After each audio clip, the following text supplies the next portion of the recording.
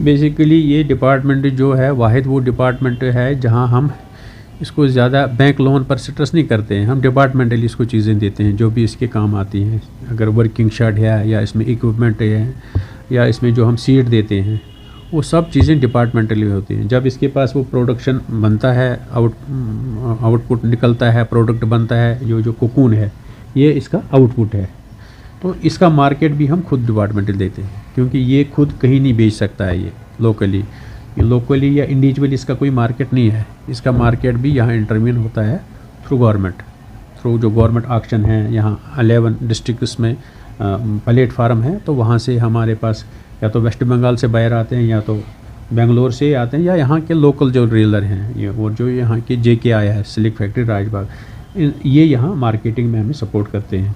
तो ये जो हमारा मिशन है इसका बेसिकली सेरीकल्चर का, आप देख रहे हैं कि पिछले 2-3 साल से ये रिवाइवल की तरफ जा रहा है। तो इसमें हमारा जो टारगेट है वो 10 लाख मलबेरी प्लांटेशन का है। इसी तरह से डबल करना है सिल्क वर्म जो है प्रोडक्शन, जो हम कोकून की प्रोडक्शन कहते हैं। ये 2022-23 में 699 मीट्रिक टन थी, जो आज की डेट में हमने 822 मीट्रिक टन तक पहुंचा दी है, लेकिन टारगेट है 1350 मीट्रिक टन तक ले जाना। तो इसी तरह से हमारा जो इंफ्रास्ट्रक्चर है, जैसे हमारे चौकी रेयरिंग सेंटर्स होते हैं, जो इंक्यूबेशन सेंटर्स होते हैं या जो ग्रानाइजेस होते हैं जहां हम सीड बनाते हैं, वो भी हमने काफ़ी सा ऐड किया उसमें नया। जैसे हमने श्रीनगर में एक ऐड किया ग्रानाइजेस, इसी तरह से जम्मू डिवीज़न में एक ऐड किया, नए मार्केट भी ऐड किए जम्मू में भी और यहाँ श्रीनगर में भी। इसी तरह जो हमारे CRC हैं वो भी हमने काफ़ी सारे ऐड किए, और जो रेयरिंग शेड होते हैं वो हमने हज़ारों में दिए हैं पिछले 2-3 साल में, और आने वाले टाइम में भी इंशाल्लाह उस पर काम है। हमारे पास 2 मेजर स्कीम्स हैं, एक HADP है और एक सिल्क समग्रा है। इस वक्त जो है सेंट्रल गवर्नमेंट की तरफ से सिल्क समग्रा 2 चल रहा है, जो अक्टूबर में क्लोज़ होगा, और उसके बाद एक हमज जहत एक आएगा एक मिशन जिसको कहते हैं नेशनल फाइबर मिशन। वो हैंडलूम, हैंडीक्राफ्ट्स और जो हमारा डिपार्टमेंट है सेरीकल्चर, इसके लिए एक ही government of India textile ministry की तरफ से होगा।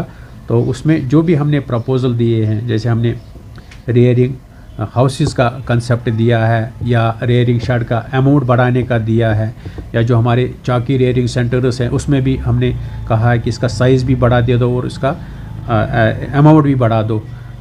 वो चीज़ें एग्री हो गई हैं जो हमारे CO साहब हैं सेंट्रल सिल्क बोर्ड के।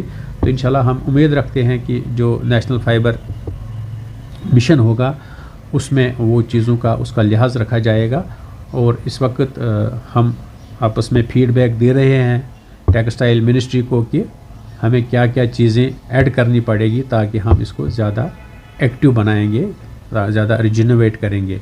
तो यहाँ कोई भी आ सकता है, चाहे कोई फार्मर है, कोई यूथ है, वो आ सकता है, हमसे ट्रेनिंग भी ले सकता है फ्री ऑफ कास्ट, हमसे दूसरी जानकारी भी ले सकता है, और हमसे सहायता जो उसको ज़रूरत है, वर्किंग शेड या हम प्लांट देते हैं फ्री ऑफ कास्ट, या हमारे से वो लीफ ले सकता है फ्री ऑफ कास्ट, या हमारे से सीड ले सकता है वो फ्री ऑफ कास्ट।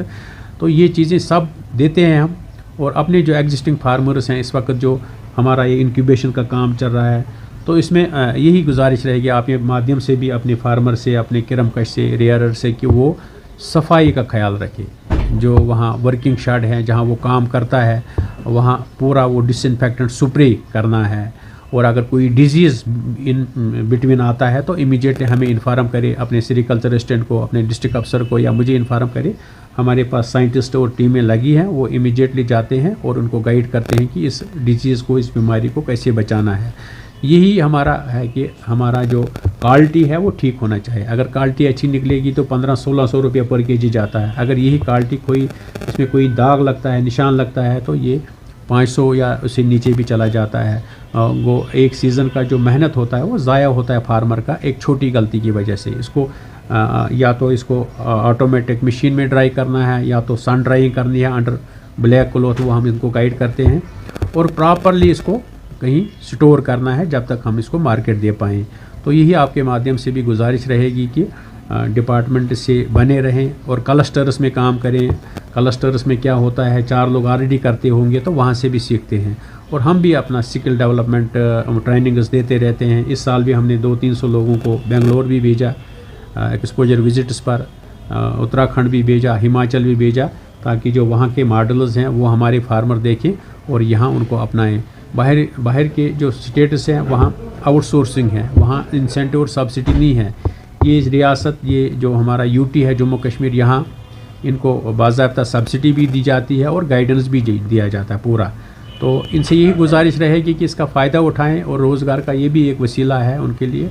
आएँ, हमें मिलें और इनका फ़ायदा उठाएं। हमने पिछले दिनों एक मीटिंग की, उसमें हमने, हमारे पास ऑलरेडी एक एग्जिस्टिंग ऑटोमेटिक रीलिंग यूनिट है जिसमें हम इसका सिल्क का धागा बनाते हैं जिसका फिर कपड़ा बनता है।